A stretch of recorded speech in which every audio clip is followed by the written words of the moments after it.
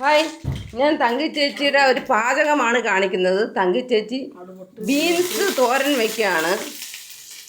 വെക്കുകയാണ്. അതിൻ്റെ കൂടെ കടുകിട്ട് കൊടുത്ത് എണ്ണ ഒഴിച്ച് കൊടുത്ത് നല്ല വെളിച്ചെണ്ണ, ചേച്ചി വാങ്ങിച്ച നല്ല വെളിച്ചെണ്ണയാണ് ഇട്ട് കൊടുത്ത്. അതിൻ്റെ കൂടെ കടുകിട്ട് കൊടുത്ത് പിന്നെ ബീൻസ്, പച്ചമുളക്, സവാള ഒക്കെ ചെറുതായിട്ട് അരിഞ്ഞത് ഇട്ട് കൊടുക്കുന്നുണ്ട്.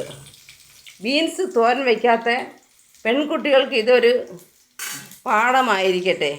ബീൻസ് തോരൻ എങ്ങനെയാണ് വെക്കേണ്ടതെന്ന് ചേച്ചി നമ്മൾക്ക് പറഞ്ഞു തരുന്നതാണ്. ഇപ്പം ചേച്ചി ബീൻസ് തോരന് വേണ്ടിയുള്ള സാധനങ്ങളൊക്കെ ഇട്ട് കൊടുക്കുകയാണ്. തേങ്ങയൊക്കെ അവസാനമാണ് ചേച്ചി ചേർക്കുന്നത്. അതാണ് ചേച്ചിയുടെ തോരൻ്റെ പ്രത്യേകത എന്നാണ് ചേച്ചി പറയുന്നത്. എല്ലാവരും അതുകൊണ്ട് ഇങ്ങനെ ബീൻസ്, പച്ചമുളകും, ഉള്ളിയും ഒക്കെ ഇട്ട് കൊടുത്ത് കുറച്ച് നേരം ഇളക്കി കൊടുക്കുക. ഇളക്കി കൊടുത്തതിന് ശേഷം മാത്രം തേങ്ങ ഇട്ട് കൊടുക്കുക. തേങ്ങക്കകത്ത് ജീരകം, മഞ്ഞൾ, ഉപ്പ് എല്ലാം ഉപ്പ് തന്നെ ചേച്ചി ഉപ്പ് വെള്ളം ഇട്ട് കൊടുത്ത്. പക്ഷേ കല്ലുപ്പിൻ്റെ വെള്ളമായിട്ട് കൊടുത്തത്. അപ്പോൾ എല്ലാവരും ഇനി കല്ലുപ്പിൻ്റെ വെള്ളം ഈ തോരന് ചേർക്കണം. ചേച്ചി പറയുന്നത് അത് ചേർത്താൽ വളരെ രുചിയാണ് തോരന്.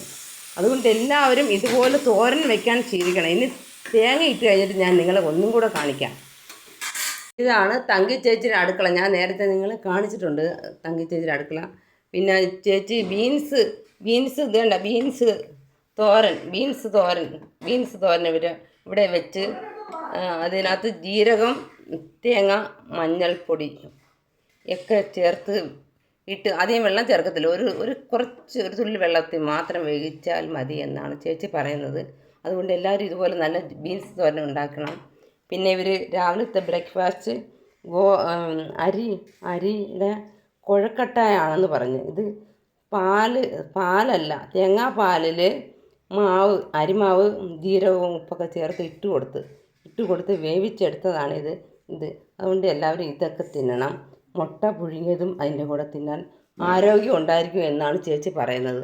അതുകൊണ്ട് എല്ലാവരും രാവിലെ ബ്രേക്ക്ഫാസ്റ്റിന് ഇതൊക്കെ കഴിക്കണം എന്നാണ് തങ്കി ചേച്ചി എല്ലാവരോടും പറയുന്നത്. അതുകൊണ്ട് എല്ലാവരും നിർബന്ധപൂർവ്വം ഇതുപോലുള്ള കുഴക്കട്ടകൾ തിന്നണം എന്നാണ് എനിക്ക് പറയാനുള്ളത്. ബൈ.